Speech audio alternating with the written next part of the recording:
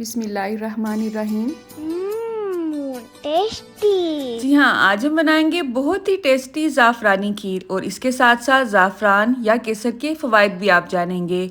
हमने ना तो इसमें कोई ब्रेड ऐड की है, ना ही इसमें कोई कॉर्नफ्लोर ऐड किया है। इसका कलर आप चेक कर सकते हैं और इसकी थिकनेस भी आप देख सकते हैं। कौन से टिप्स एंड ट्रिक्स हैं जिसको फॉलो करके इतनी टेस्टी खीर आप घर में ही बहुत ही आसानी के साथ रेडी कर सकते हैं। आज की वीडियो में आप ये जानेंगे। तो चलें आज की इस टेस्टी सी रेसिपी का आगाज़ इस दुआ के साथ करते हैं कि अल्लाह आप सबका दस्तरखान सजाए रखिए और हम सबको सेहत और ईमान का रिज़्क़ अता फरमाए। जी, तो तमाम इंग्रेडिएंट की जितनी भी डिटेल है आपको डिस्क्रिप्शन बॉक्स में मिल जाएगी। दूध को मैंने चूल्हे पे चढ़ा लिया है। जैसे ही ये हल्का सा गर्म होगा इसमें हम ऐड करेंगे ज़ाफ़रान और इसका जस्ट एक पिंच ही इनफ होता है बहुत अच्छा सा कलर और टेस्ट लाने के लिए। बहुत ही अच्छी क्वालिटी का ये केसर या ज़ाफ़रान है और दुबई से गिफ्ट आया मेरे लिए। थैंक यू असद बेटा for such a precious gift for me. कहा जाता है असल ज़ाफ़रान सोने के भाव बिकता है, क्योंकि अल्हम्दुलिल्लाह कुदरत ने इसमें बहुत सी खसूसियात छुपा रखी हैं। अगर आप रूटीन में इसे अपने खानों में इस्तेमाल करते हैं तो ये हड्डियों को टेढ़ा नहीं होने देता है, हाजमे को दुरुस्त करता है, आपके बुरे मूड को भी ये सेट कर देता है। तो बस 5 से 7 मिनट के लिए दरमियानी आंच पे मैंने इसे पकने के लिए छोड़ दिया था और आप देख सकते हैं ज़ाफ़रान ऊपर तैरने लगा है। आज की वीडियो मैं किसी भी स्टैंड और लाइट के बगैर बना रही हूँ, क्योंकि मूड थोड़ा सा अपसेट था। मेरे चैनल पे कोई इशू चल रहा है मोनेटाइजेशन का, आप दुआ करें वो सॉल्व हो जाए। अब यहाँ पे 3 किलो दूध के हिसाब से 1 गिलास चावल मैंने भिगो दिए थे अच्छी तरह से धोने के बाद, और आप देख सकते हैं अच्छी तरह से ये नरम हो चुके हैं। आपने हाथ की मदद से अच्छी तरह से इसको मसल लेना है और जितना भी इसका एक्स्ट्रा पानी होगा वो हम निकाल लेंगे। आप देख सकते हैं हल्का सा रब करने पे चावल का दाना टूट रहा है। चावल बहुत अच्छी क्वालिटी के आपने लेने हैं, टोटा चावल नहीं लेने हैं, ठीक है।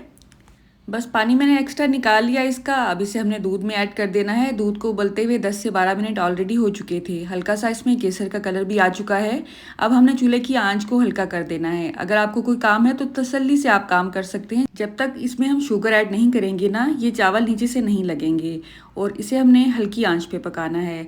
अगर आपको जल्दी है तो दरमियानी आंच करें, लेकिन फिर आपको चम्मच बार बार हिलाना पड़ेगा इसमें, ठीक है। तो ज़ाफ़रान के मज़ीद फ़वाइद की अगर बात की जाए तो ये आपकी स्किन के लिए, आपके हेयर के लिए बहुत ही अच्छा माना जाता है और ख़ासकर मर्दों के जो पोशीदा अमराज हैं उनके लिए ये बेहतरीन दवा मानी जाती है।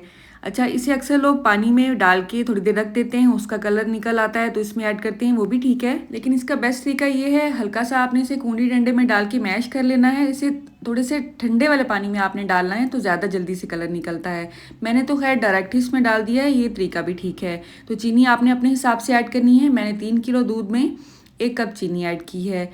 1/4 चम्मच के हिसाब से इसमें इलायची पाउडर ऐड करेंगे और चीनी आपने तभी ऐड करनी है जब चावल अच्छी तरह से गल जाएंगे और आपको लगेगा कि खीर अच्छी तरह से गाढ़ी होना शुरू हो गई है। और चीनी ऐड करने के बाद आपने इसे लंबे अरसे के लिए छोड़ना नहीं होता है। वक्फे वक्फे से इसमें चम्मच हिलाते जाएं, क्योंकि फिर इसके नीचे लगने का खतरा ज़्यादा होता है। अब चावल अल्हम्दुलिल्लाह अच्छी तरह से गल चुके हैं, मैश भी हो रहे हैं। चाहे तो चम्मच की मदद से साइड पे रगड़ते हुए इसका मोटा दाना आप तोड़ सकते हैं, या इस तरह का हैंड मिक्सर अगर आपके पास है तो बहुत ही काम की ये चीज़ है। जस्ट चंद सेकंड के लिए ही आप इसे चलाएंगे ना तो बहुत अच्छा सा टेक्सचर बन जाता है खीर का। तो हैंड मिक्सचर चलाने के बाद भी 5 से 7 मिनट इसे हमने फुल आंच पे पकाना है। चम्मच इसमें मुसलसल हिलाते जाएंगे। आप चाहें तो एंड पे चूल्हा बंद करके इसमें कोई भी एसेंस ऐड कर सकते हैं, जैसे कि रूह केवड़ा वगैरह।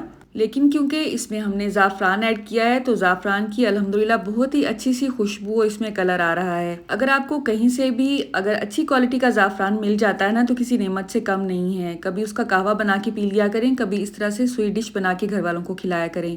तो बस गर्म है तो इसलिए थोड़ा सा पतला लग रहा है। ठंडा होने के बाद, रूम टेम्परेचर पे आने के बाद आप इसका टेक्सचर चेक कर सकते हैं। अभी मैंने इसे फ्रिज में नहीं रखा है और अल्हम्दुलिल्लाह परफेक्ट टेक्सचर है इसका। खीर को तब तक पकाएं जब तक आप चम्मच पे एक निशान फिंगर से लगाते हैं और वो अपनी हैयत बरकरार रखता है, तब तक पकाना होता है। अगर वो लाइन बरकरार नहीं रहती है, आपस में जुड़ जाती है, इसका मतलब है आपकी खीर पानी छोड़ सकती है ठंडा होने के बाद भी। तो अब आपकी मर्ज़ी है आप इसे कैसे सर्व कर सकते हैं। बाउल में भी सर्व कर सकते हैं, इस तरह से अलग अलग कटोरी में भी आप इसे सर्व कर सकते हैं। दोनों तरह से ही बहुत ही खूबसूरत लगती है ये। गार्निश आप अपनी पसंद से कर सकते हैं। मैंने इसे गुलाब की पत्तियों और बादाम और पिस्ते के साथ डेकोरेट किया था, जो कि खाने में भी टेस्टी लगती हैं और देखने में भी टेस्टी लगती हैं। तो एक दफ़ा आपने इस रेसिपी को ज़रूर ट्राई करना है। अच्छा या बुरा जैसा भी आपका एक्सपीरियंस है आपने कमेंट बॉक्स में मुझे ज़रूर बताना है।